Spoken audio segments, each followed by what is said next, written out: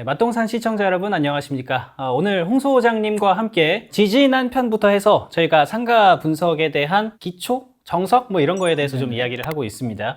오늘은 그럼 상가 투자를 공부를 할 때에 어떤 것부터 시작을 해야 되는가에 대해서 얘기를 해볼 거예요. 공부를 한다라고 하면 그러니까 도대체 그 어렵고 수많은 이 내용 중에서 도대체 뭐부터 시작을 해야 되는가, 이 막막함이 다가오는 게 맞잖아요. 그렇죠. 네, 그럼 소장님이 이런 사람들한테 딱 이야기를 해준다고 하시면 네네. 뭐부터? 많이 그러니까 스터디를 되게 오랜 시간 다양한 스터디를 많이 해봤거든요. 네. 그다음에 뭐 생초보부터 중고수분들까지 상가처럼 막연한 게 없거든요. 정말 이거는 보이지 않는 여러 가지 것들이 있어 보여서 네. 제가 이제 한마디로 얘기하면 지피지기 백전백승이라고 적을 하는 알고 말을 나를 드리고 싶어요. 알면. 예. 네. 일단 내가 어디까지 알고 어디를 모르는지를 잘 모르지 않습니까? 그래서 어느 정도의 지식과 어느 정도의 판단이 있는지 모르니까 저는 가장 먼저 분석을 하라 그래요. 당신이 관심 있는 지역, 당신이 관심 있는 물건, 당신이 관심 있는 상권을 분석을 해라. 그 분석을 통해서 그러니까 이건 이제 제가 지도할 때 얘기죠. 분석을 해오면 이제 제가 살펴보지 않습니까? 그럼 이 사람의 수준,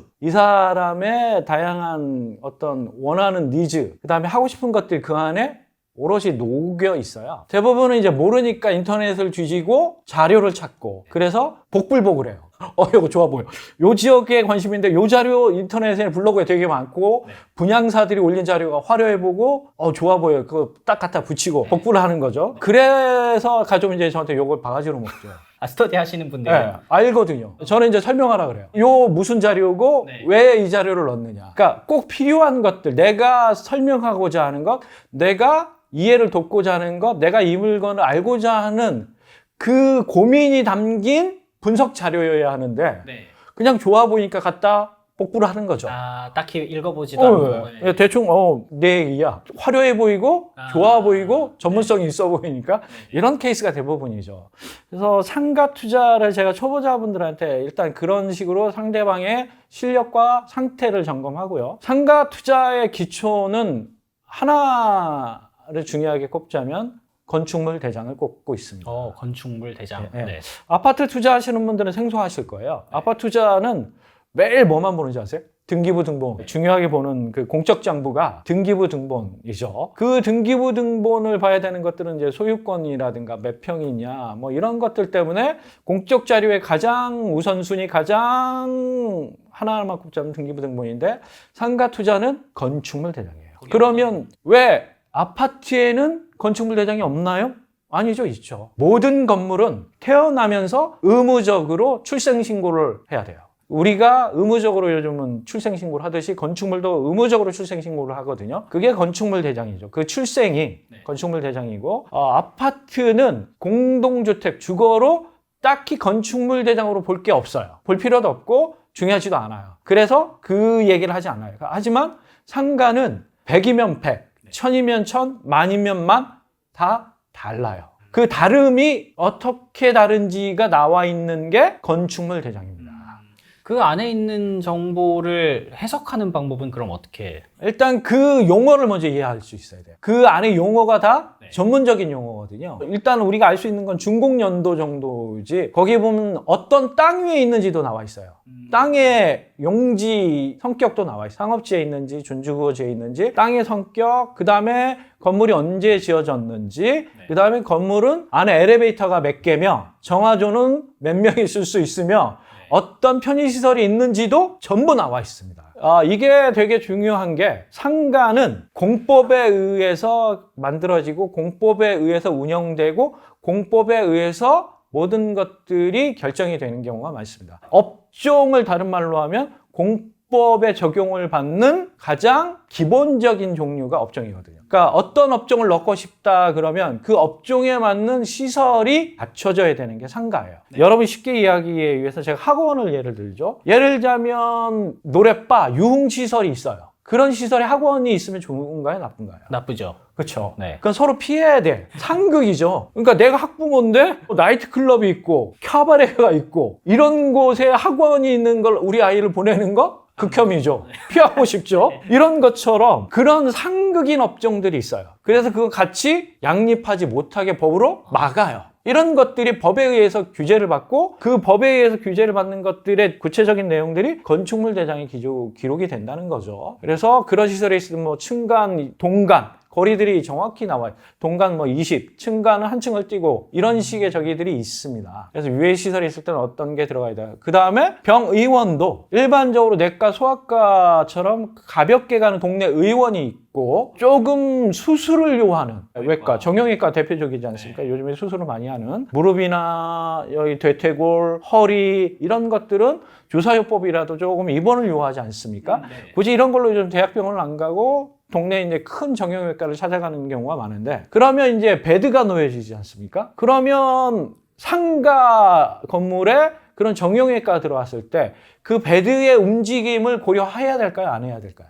해야겠네요. 그렇죠. 네. 그러면 문, 베드가 드나드는 문, 베드가 드나드는 복도, 베드가 다닐 수 있는 엘리베이터, 그 다음에 휠체어. 그러니까 장애인 편의시설, 장애인 이동시설 이런 게 일반 상가와 그런 정형외과가 베드가 들어가는 시설이 엄격하게 달라요. 그런 것들의 요건. 저는 현장에서 다 파악하는 편인데 그런 것들이 다 다르기 때문에 그런 것과 마찬가지로 그런 시설을 갖췄는가를 알 수 있어야 된다. 이게 다 공법적 적용인 거죠. 그러니까 일반인들은 잘 모르시지만 어떤 시설과 기준이 업종마다 다 달라요. 예전은 굉장히 까다로웠거든요. 이게 근린생활시설 1종, 2종 해가지고 이게 면적 단위로 많아지면 이걸 종상향을 해줘야 되고 막 이런 게 있어요. 그 다음에 학원도 요즘에 이제 엄격한 게 학원이 조금만 있으면 괜찮은데 학원인데 학원이 막 3, 4개층으로 크게 있어. 이러면 학원보다 이제 교육시설로 들어가죠. 교육연구시설이 되는 거예요. 그러면 상가 건물의 용도가 교육연구시설로 돼 있어야 돼요. 그 다음에 편의점, 주변에 조그만 마켓, 이런 판매시설도 집 주변에 자그맣게 있을 수 있죠. 근데 집 주변에 크고 많이 있을 필요는 없죠. 그런데 강남에는 대형으로 있죠. 네. 옷가게 막 복수로 2, 3, 4 올리브영 막 3층 막 이런 층 쓰면 이게 몇천 평이 되지 않습니까? 이런 거는 또 근린생활시설이 아니야. 업종 종 변경을 해줘야 돼요. 판매시설로. 이런 것처럼 건축물 대장에 어떤 업종이 특정으로 어떻게 있느냐, 조건을 갖춘 건물이 어떻게 되느냐의 것들이 건축물 대장에 다 나와 있기 때문에 그런 것들을 볼 수 있고 해석할 수 있는, 그래서 단어의 이해, 용어의 이해 필요하고요. 그 다음에 그 필요성에 대한 이해, 그것만 제대로 해석할 수 있고 그것만 이해할 수 있으면 상가 투자를 실패할 가능성은 많이 없어요. 근데 그것이 굉장히 좀 고도의 공부나 학습이 좀 필요하죠. 그걸 할 수 있으면 실패하지 않지만 네. 그건 어렵다. 네, 가장 기초이자 가장 기본이지만 많은 분들이 그걸 잘 모르고 그 필요성을 잘 모르고 그 중요성을 모르죠. 그래서 제가 그 공부부터 시켜요. 네. 근데 아까 그 정형외과 예시 들어주셨잖아요. 그게 좀 신기하던데, 그러면 제가 들어가려고 하는 상가 호실의 건물에 정형외과가 있으면 관련 시설들을 제가 구비를 해야 되는 거예요? 일단은 갖춰진 곳에 왜? 그걸 넣었을 때 구청과 세무서 두 군데 넣지 않습니까? 사업자도 내야 되고 구청에 관련된 허가, 인허가도 받아야 되지 않습니까? 일단 구청의 인허가가 관련된 시설을 구비했느냐, 병의원이면 또 보건복지와 또 관련이 있지 않습니까? 이 시설과 관련된 규정을 컨펌 받고 또 이런 데들은 또 소방안전시설도 잘 갖춰야 돼요. 방염 방제로 잘 처리됐고 그런 소재를 썼는지에 대한 확인, 그래서 소방필증 관련된 안전증명도 필요하고, 그러니까 다단계로 많은 절차가 필요해요.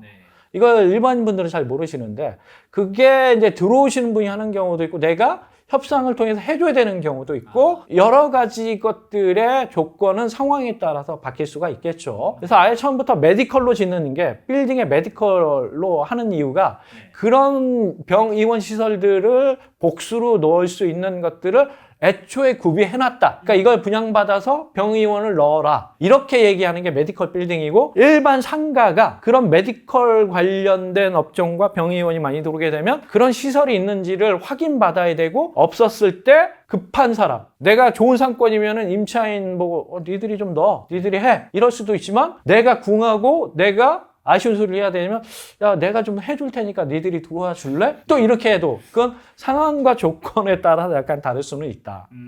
그렇군요. 일단 다 갖춰놓고 임차인을 구하는 그런 식이군요. 알겠습니다. 자, 그러면 저 같은 이제 또 젊은 사람들은 상권, 상가 투자 이렇게 해버리면 굉장히 먼 얘기 같거든요. 네, 오히려 막연하고. 근데 아파트를 투자를 한다 그러면 이건 또 몇 억이 들어가는 엄청 큰 투자인데 사실 상가도 가격적으로는 비슷할 것 같아요. 네. 만약에 좀 관심이 있다 그랬을 때 돈은 얼마 정도를 가지고 있으면 딱 할 수 있나요? 요게 이제 요 사이에 한 5년 사이에 분양가가 억대가 베이스가 됐거든요. 평당 1억이 12평이면 12억. 아까 거기 제가 이제 레버리지 뭐 60 얘기했지 않습니까? 그러면 40이 있어야 된다는 얘기인데 그러면 최소 5억에서 6억 있어야 되는 거죠. 12평짜리 서울에 상가 하나 가는데 5, 6억 이렇게 돼버리니까 그래서 나의 사이즈, 나의 자금 사정에 따라서 지역과 물건을 골라야 된다. 이렇게 얘기를 하죠.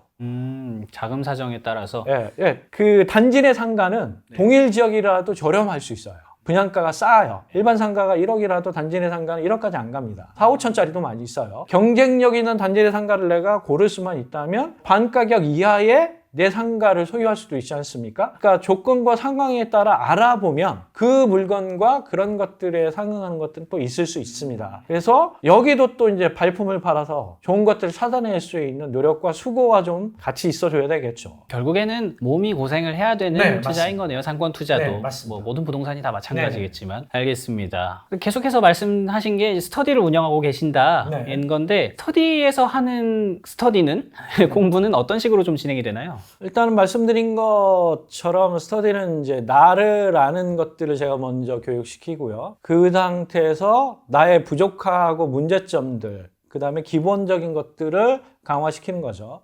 모르는 분야를 집중적으로 훈련, 트레이닝을 시킨다던가 가장 좋은 건 현장을 가고 분석해오는 것. 그 다음에 남의 시각이 아닌 나의 시각으로 분석하게 하는 거죠. 그러니까 대부분 요즘 워낙 인터넷과 정보의 홍수 시대이다 보니까 다 남의 걸 가져와서 내 것인 양 하는 분들이 되게 많아요. 그래서 이것을 버리면 됩니다. 내가 공부를 잘하고 싶다. 그러면 인터넷의 자료는 정보를 얻어가는 것 정도로 하시고 요즘 특히 위키 시리즈가 워낙 활성화되어 있다 보니까 거기서 이제 많은 것들을 가져와서 얘기를 하거나 그것을 내가 마치 알아낸 것, 분석한 것처럼 하시는 분들이 되게 많아요. 근데 이제 전 들어보면 아니까. 그래서 내 시각에 나만의 것으로 스텝 바이 스텝을 하시라고 제가 얘기 드립니다. 이게 되게 중요합니다. 나의 시각으로 하지 않을 때 계속 남의 것을 내 것인 양 척하게 되면 제자리 걸음이에요. 그럼 그런 식의 어떤 공부 철학 같은 느낌인데 구체적인 스터디의 활동들은 또 어떤 게 있나요?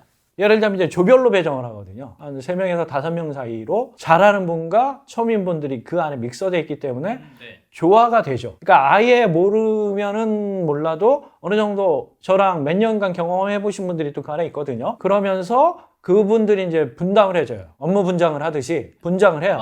약간 조교 같은 역할이군요. 분장을 해서 배우게 하는 거죠. 학습. 그러니까 선배들이 앞서 경험한 것들이 있기 때문에 경험하게 함으로써 스텝 바이 스텝 할 수 있죠. 그 다음에 뭐 개인적으로 오랜 시간 했기 때문에 앞선 분들의 수많은 자료들이 이미 데이터베이스화 돼 있어요. 상가와 지역에 관한 분석이. 네. 그래서 그걸 보고 어떤 방향을 갈지, 어떤 걸 중점적으로 해야 될지를 또 일단 가드를 잡게 하고요. 그래서 나만의 것, 그 다음에 진심이 들어가야 된다는 거죠. 아까 것처럼 복붙하거나 위키 시리즈를 가져오거나 이런 것이 아닌 그건 단순히 참고만 하고 그걸 통해서 내 생각을 거기에 넣게 되면 분석이 다르고 그 노력과 수고가 보이거든요.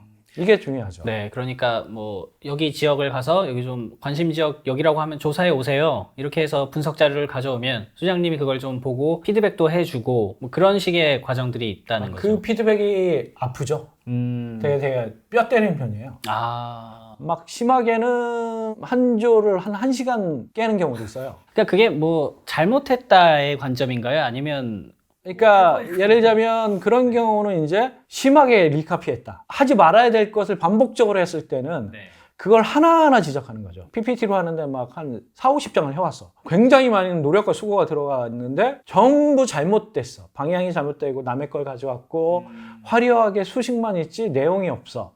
이런 것들이 저는 이제 보면 오랜 시간 해봤기 때문에 보이지 않습니까? 그래서 그걸 한 장 한 장 품평하는 거예요. 분석에 대한 평가도 해주시는 거죠. 이거는 좀 이런 분석은 옳지 않다. 예를 들자면 제가 그럼 진심으로 해왔어.